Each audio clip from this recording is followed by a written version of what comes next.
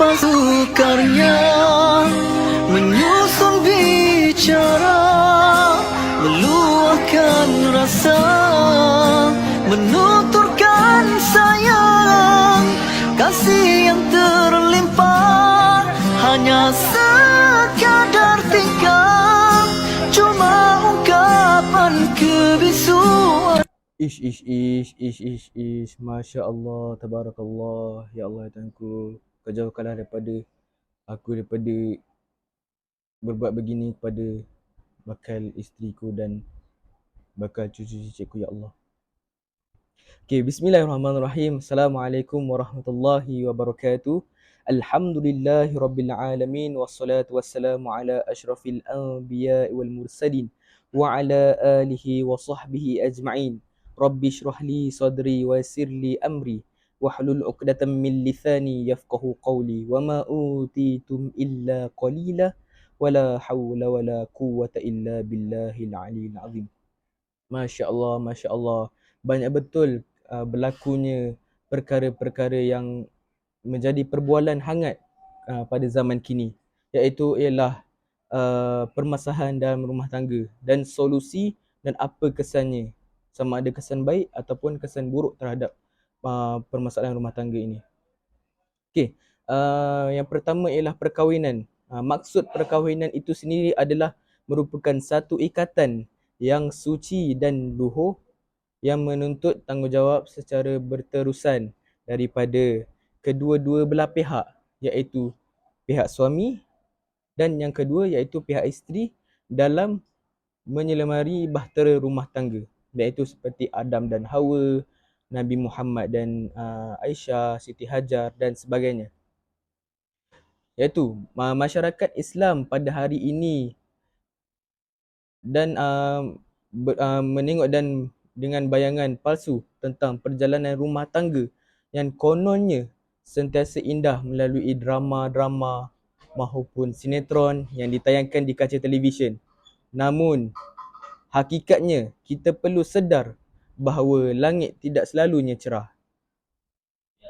Okey, daripada itu juga kita sebagai umat Islam, kita banyak sekali perkara-perkara yang kita tidak boleh sedari, walaupun kita sedar atau tidak sedar.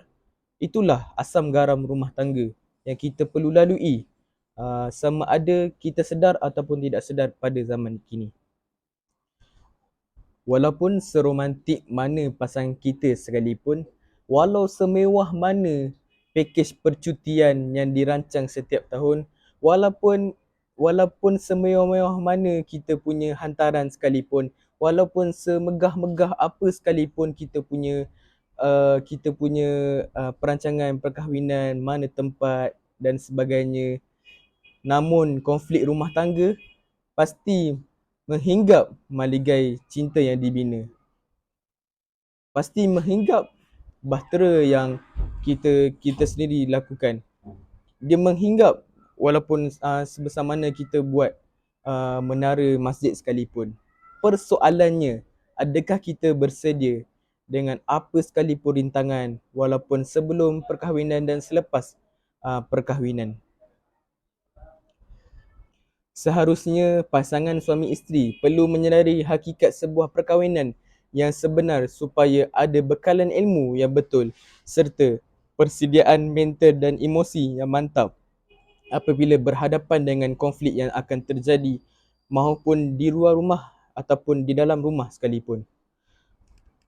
Justru, apakah peranan suami dan isteri yang perlu diambil ketika berdepan dengan konflik rumah tangga? Adakah agar jalan penyelesaian ini akan dapat dicapai? Yang pertama adalah kenal pasti faktor yang berlaku, iaitu konflik yang berlaku ataupun pergaduhan di antara rumah tangga itu berlaku. Pertama, kenal pasti faktor, iaitu terus terang pada pasangan jika ada perkara yang kurang enak ataupun ada perkara yang tidak suka. Terangkan sebab mengapa anda tidak menyukai dan berikan cadangan penambahbaikan yang jika perlu. Maklumkan pasangan bahawa tujuan anda berterus terang kerana anda sayangkannya. Sebaiknya cari masa yang sesuai untuk berterus terang. Sebagai contoh, Dalam kita menyusuri rumah tangga kita, kita mesti kenal uh, baik budi suami ataupun baik budi isteri, dan kita akan kenal pasti faktor berlakunya kalau contoh isteri tu, suami tu tak suka benda-benda yang melecehkan, merumitkan, kita perlulah menjauhkannya. Kalau contoh sekalipun kita bergaduh, kita perlulah mencari jalan penyelesaiannya untuk kita sama-sama mengubah situasi berkenaan supaya tidak bergaduh. Yang kedua, jangan ceritakan masalah rumah tangga di media sosial. Banyak sekali ni, sekarang ni memang terlalu banyak orang yang sentiasa menceritakan masalah rumah tangganya di media sosial. Walaupun benda itu remeh, walaupun benda itu sekecil mana pun, kita tidak sepatutnya membuka aib keluarga kita. Allah tidak menyukai orang yang sentiasa membuka aib seseorang itu untuk menjatuhkan fitnah kepada seseorang. Iaitu percayalah, manusia ini terdiri daripada pelbagai jenis. Jika anda menceritakan perihal rumah tangga anda untuk tontonan umum, bukan semuanya akan mendoakan rumah tangga anda. Khawatir wujud pula individu yang cuba untuk mengambil kesempatan atas konflik yang terjadi. Ini akan menyebabkan konflik menjadi lebih parah. Yang ketiga iaitu komunikasi. Jika berlaku salah faham, jangan terus cuba menegakkan pendirian kita walaupun kita berada di pihak yang betul. Beri ruang untuk pasangan kita untuk bertenang supaya pasangan dapat mendengar segala luahan hati kita dalam keadaan sedar tanpa dipengaruhi emosi yang stabil.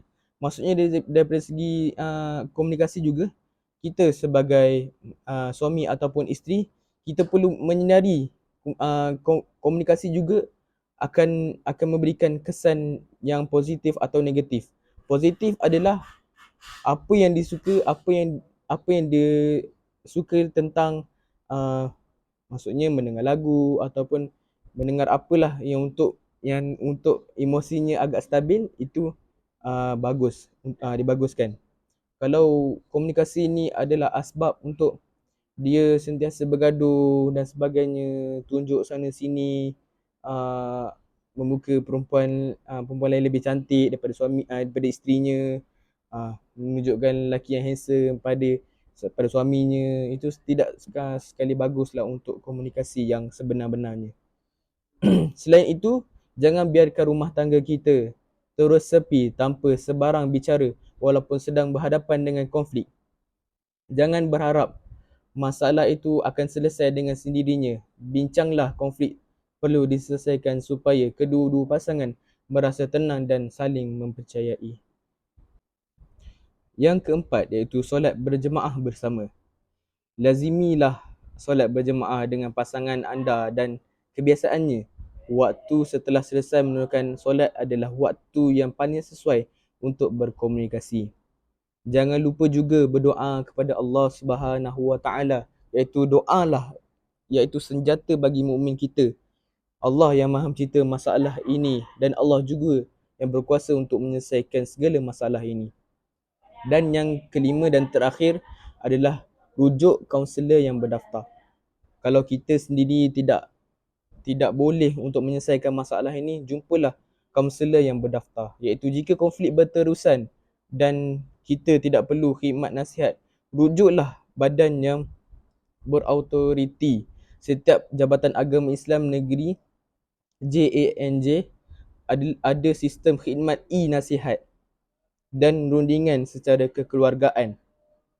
Anda boleh mendapatkan melalui talian telefon, email atau hadir ke kaunter unit undang-undang keluarga Pejabat Agama Islam daerah dan negeri yang berhampiran dengan tempat tinggal anda. Semoga Allah terus mengurniakan nikmat kebahagiaan dan memberikan kita kesabaran yang tinggi dalam melayari bahtera rumah tangga. Rumah tangga ini bukan sekadar tempat untuk menghalalkan hubungan. Namun, objektif yang lebih besar daripada itu adalah kita ingin melahirkan lebih ramai lagi pejuang-pejuang Islam yang soleh dan muslih melalui pertarbiahan yang betul di tangan. Oleh itu, banyak masalah dari punca masalah rumah tangga yang kita boleh kenal pasti. Iaitu yang pertama, masalah kewangan. Yang kedua, anak-anak. Yang ketiga, kurang keintiman. Iaitu yang keempat, tanggungjawab rumah tangga. Iaitu yang kelima, keluarga mertua. Yang keenam, tabiat yang menjengkelkan. Iaitu yang ketujuh, trauma, dan yang terakhir sekali, tekanan daripada kerja. Iaitu penutup, untuk saya menutup perkongsian pada kali ini adalah keganasan rumah tangga merupakan suatu jenayah yang mengakibatkan keluarga porak-poranda. Masalah ini perlu dibenteras supaya tidak menular dan bertambah teruk. Oleh itu, setiap individu, masyarakat, pihak berkuasa dan kerajaan haruslah bersama-sama untuk memastikan langkah-langkah yang dilaksanakan bagi mengatasi masalah ini akan berjaya. Namun sesebuah rumah tangga yang bahagia haruslah ada sikap sabar dan janganlah berlagak seperti enau dalam berluka melepaskan puncuk masing-masing. Sekian daripada saya. Wabillahi taufiq wal hidayah. Wassalamualaikum warahmatullahi wabarakatuh. أكرمي